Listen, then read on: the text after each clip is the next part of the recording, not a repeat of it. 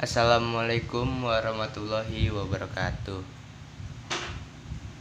Dengan saya Alif Deva Mahendra dari kelas 11 IPA 2 SMAN Negeri 5 Kota Tangerang Selatan. Di sini saya akan menjelaskan sedikit tentang alat optik.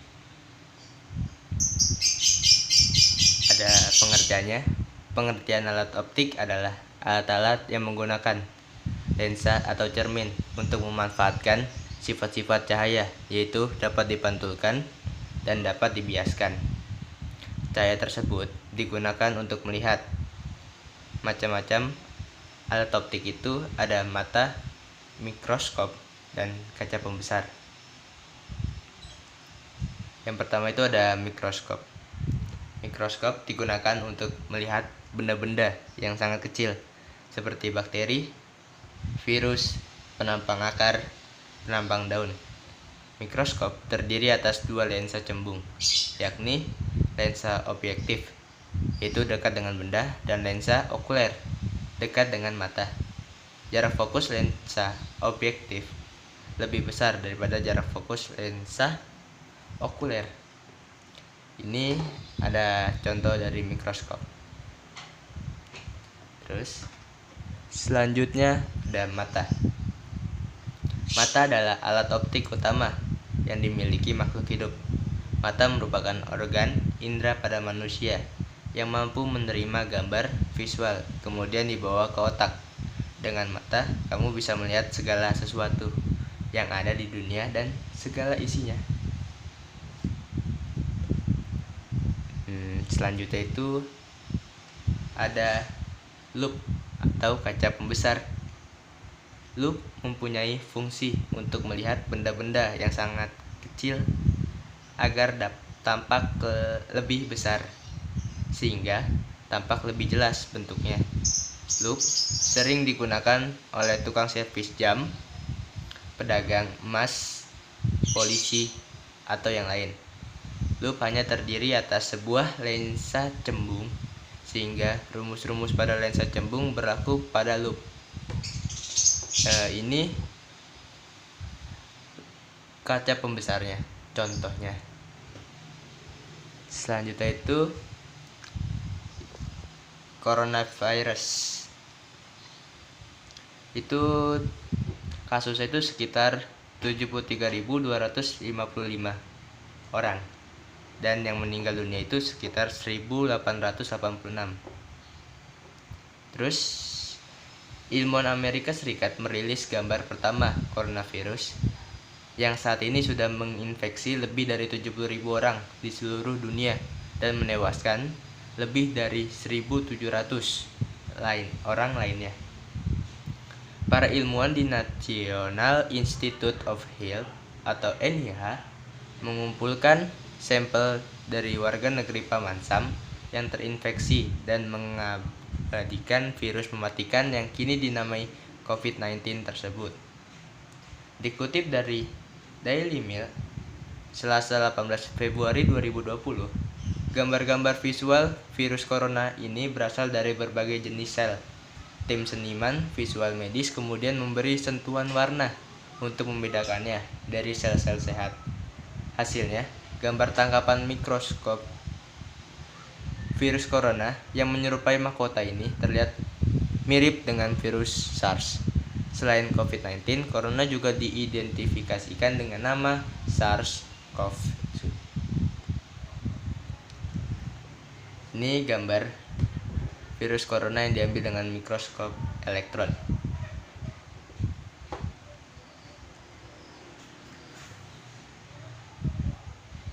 Virus jenis corona diberi nama berdasarkan kemiripannya bentuk dengan corona yang berarti mahkota. Sebagai perbandingan, bakteri yang merupakan sel terbuat dari organel, struktur dasar sama seperti yang membentuk manusia, hewan, dan tumbuhan.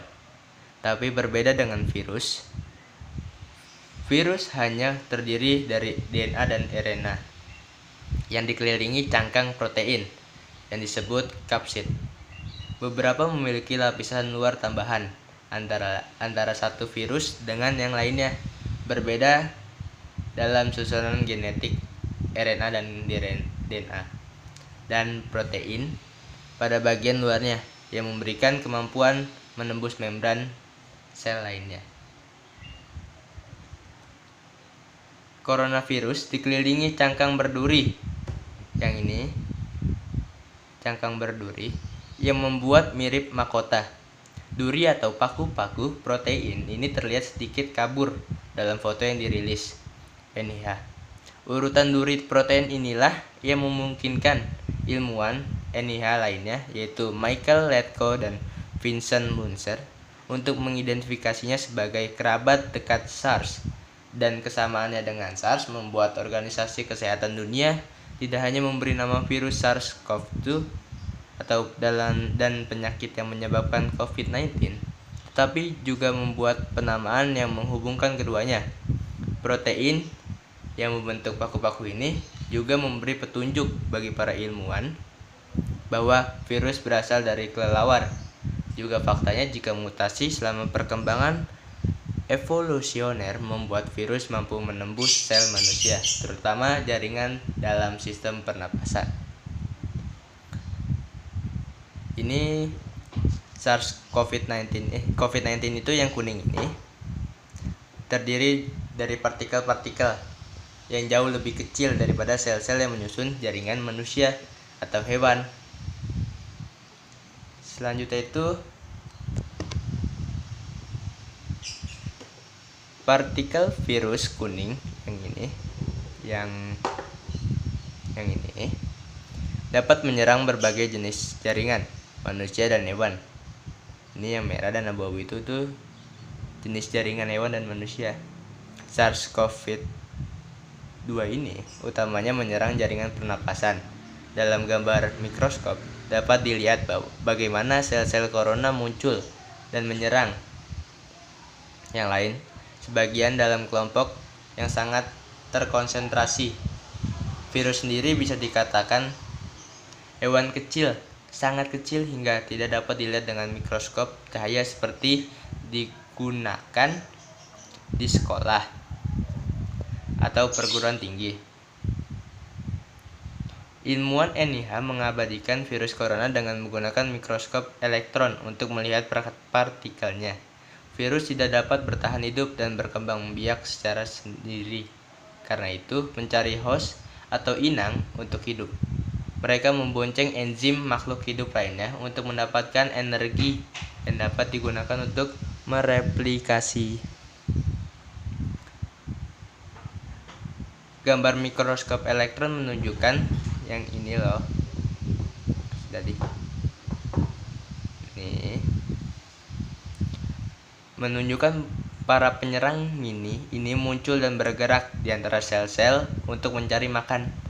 Mengidentifikasi bentuk dan struktur virus tidak serta-merta menghentikannya, tapi memberi ilmuwan petunjuk penting mengenai bagaimana cara menghentikannya. Sementara itu, awal pekan ini sejumlah ilmuwan Cina melaporkan mereka mulai memberi pasien yang terinfeksi transfusi plasma dari warga yang dinyatakan sembuh. Jenis perawatan ini dipilih karena plasma orang yang pulih mengandung antibodi yang dibangun oleh sistem kekebalan tubuh yang mengidentifikasikan virus berdasarkan cangkang proteinnya dan menyerang balik. Cina juga menguji coba penggunaan antivirus HIV terhadap virus baru corona. Sekian dari saya, kurang lebihnya mohon maaf. Assalamualaikum warahmatullahi wabarakatuh.